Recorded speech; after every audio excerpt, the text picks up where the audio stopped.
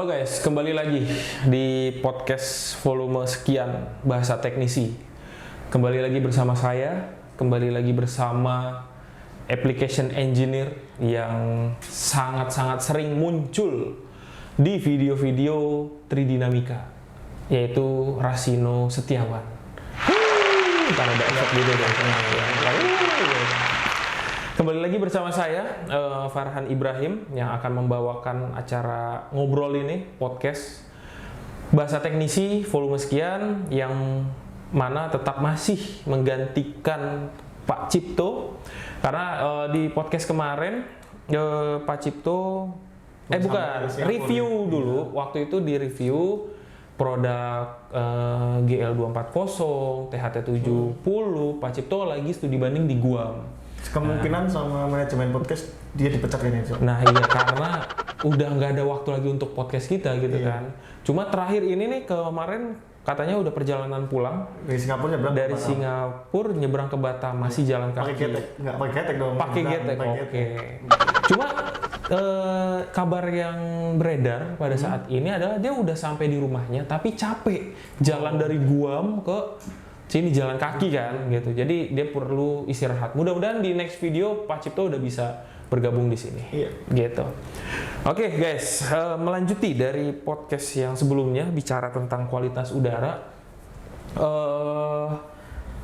Menarik, cukup menarik pembicaraan ini karena ini berkaitan banget dengan kehidupan kita sehari-hari di Jabodetabek khususnya.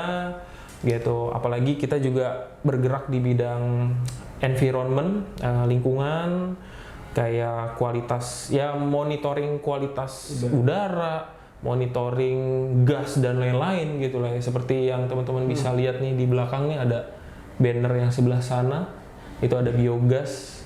Ya kan, di sini juga udah dikasih tahu ada measuring, training, testing dan calibration. Nah, tanpa banyak bicara lagi, kita langsung masuk ke podcastnya. Efeknya ada. Entar ada. Kayak ledakan dua gitu. Aslinya. Oke. Sekarang tetap masih seperti yang sebelumnya, kita akan angkat sebuah berita yang judulnya adalah Pemprov DKI tata wilayah dan RTH guna perbaiki kualitas udara.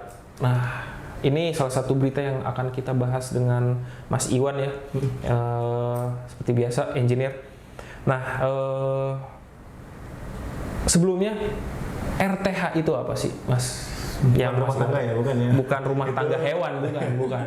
Gitu. Itu ruang terbuka hijau. Ruang terbuka hijau. Kalau secara definisi, kalau bahasa saya, itu adalah sebuah area yang dibuat baik secara alami maupun dibuat sengaja. Dan yang di dalamnya itu terdapat beberapa tanaman hijau atau pohon-pohonan. Nah, fungsinya itu biasanya RTH itu untuk satu, dia itu sebagai apa ya istilahnya ya? Penyeimbang. Balancing. Pengendali polusi di kota, misalnya gitu kan. Nah, kalau di desa itu ruang terbuka hijau itu sudah mungkin udah nggak ada ruang terbuka hijau, adanya adalah hutan langsung. Yes, benar. Itu udah alami. Itu udah bukan ruang lagi tuh. Itu udah alam terbuka gitu kan.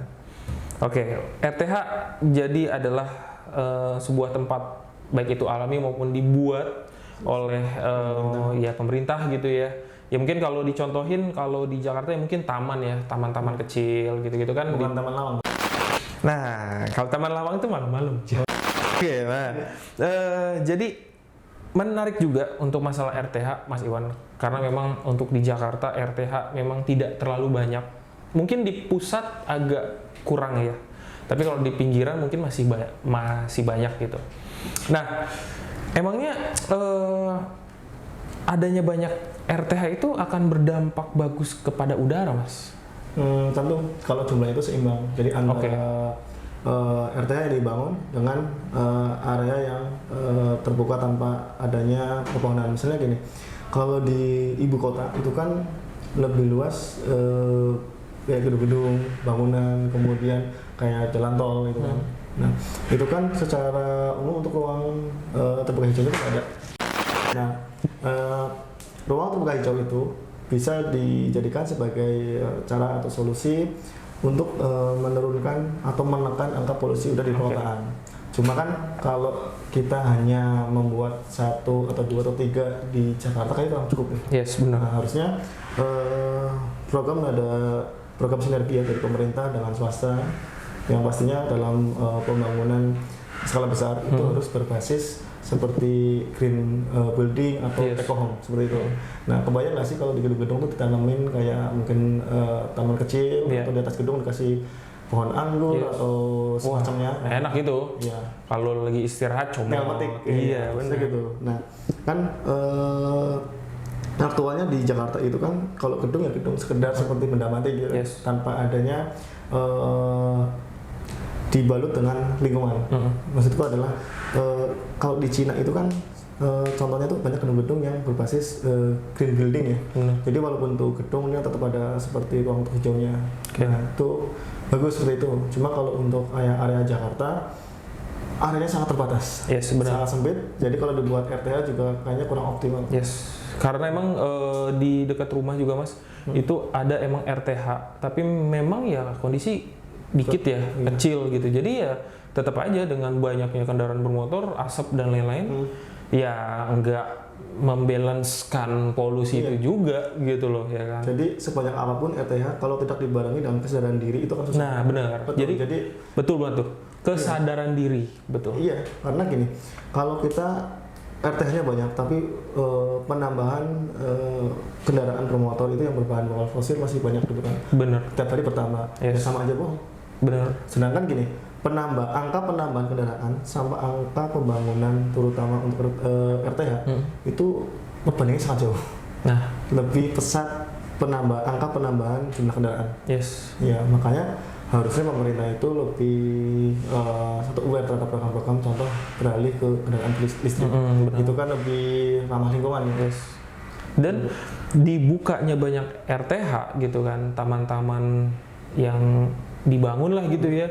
Tapi kalau nggak ada kesadaran dari masyarakat sekitar, ya percuma. Bakar sampah masih segala macam ya, ngebul juga itu udara dan berbahaya juga pastinya gitu kan. Oke, seberapa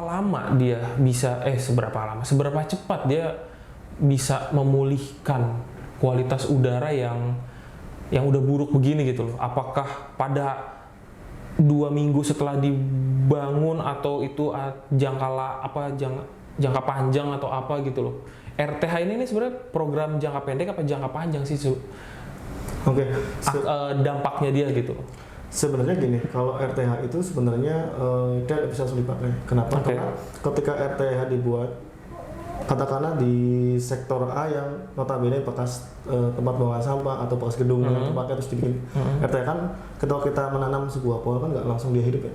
Jadi kecuali kalau kita di situ bekas taman yang memang di situ ada pohon dibikin RTH itu langsung bisa difungsikan.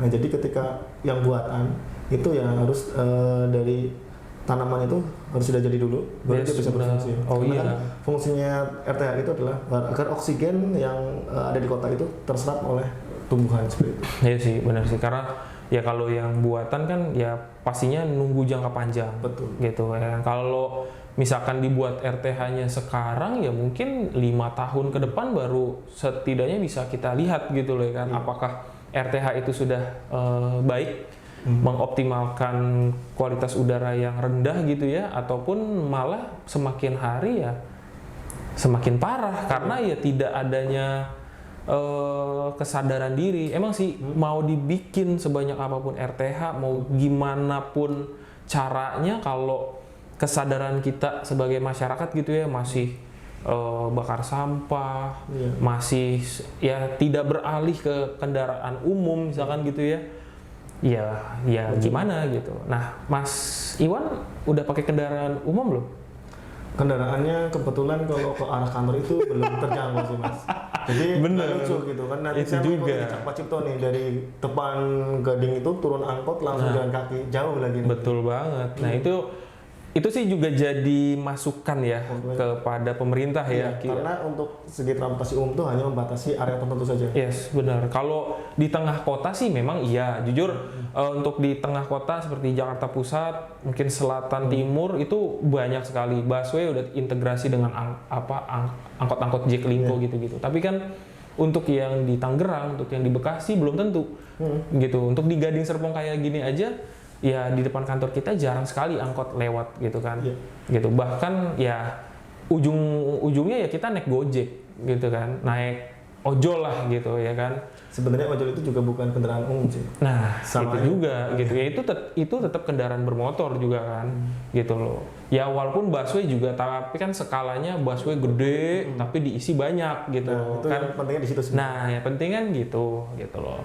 Gitu, jadi teman-teman, permasalahan Pemprov DKI Tata Wilayah dan RTH guna perbaiki kualitas udara. Ya mudah-mudahan sih rencana ini bisa terrealisasikan cepat, ditambah RTH-nya biar kualitas udara juga semakin bagus. Terus sebenarnya kalau RTH-nya itu nggak perlu ruang terbuka yang kayak lahan kosong sih. Sebenarnya kalau kita manfaatin, kan di Jakarta tuh banyak gedung-gedung kosong, gedung-gedung yang tinggi ya. Itu kan rata-rata di lantai paling atasnya itu kosong. Itu bisa dimanfaatin. Atau di setiap gang perumahan tuh ya kan dibikin kayak ya mungkin ada tempat khusus ya, tanaman, didesain sedemikian rupa lah gitu kan. Dan pastinya kita membutuhkan juga kesadaran dari masyarakat. Gitu kan, beralih ke transportasi umum gitu, kurangi yang namanya bakar sampah kan. Tempat pembuangan sampah itu udah ada gitu ya kan, ada TPS, ada TPA. Nantinya di TPA itu bisa dimanfaatkan juga gitu loh untuk ya entah itu biogas, landfill dan lain-lain kan kita bisa memanfaatkan itu ke arah yang lebih baik lagi. Tapi sekarang pemerintah juga sudah menerapkan peraturan sih, kalau kita membakar sampah ada dendanya. Nah, benar. Itu tadi kata gitu. Itu yang ngeluarin Kementerian Kelautan ya, bukan lingkungan. Itu yang keluarin Kementerian Lingkungan Hidup, KLHK ya. Oh ya gitu. Jadi begitu, mudah-mudahan teman-teman bisa mengambil kesimpulan ya bahwa RTH itu penting, tapi lebih penting adalah dari kesadaran kita, peraturan-peraturan yang dibuat itu akan lebih berdampak kepada kualitas udara. Kita menjaga gitu, karena kalau bukan sekarang kita jaga kualitas udara, kasihan nanti ya kan. Nah kebetulan Mas Iwan juga punya anak masih kecil ya kan, ntar ketika dia besar kan pastinya mau yang sehat, yang nanti takutnya di masa depan nanti adanya museum pohon. Jadi, pohon singkong tuh bentuknya kayak gini. Itu karena kurangnya ruang terbuka hijau untuk menanam pohon itu ya. Pikirannya sampai ke situ loh. Sampai nanti kita daun semanggis seperti apa? Tahu. Gitu kan, manggis ada ekstraknya. Oke deh, gitu Mas Iwan, terima kasih atas waktunya. Sampai berjumpa di podcast next video. Tentang apa kita nggak tahu, nanti kita lihat aja. Sesuai dengan trending topik aja. Yes, pastinya sih review produk Mas. Kita udah ada rencana, mudah-mudahan bisa terrealisasikan gitu. Sampai jumpa. Udah sampai jumpa. Udah. Dadah.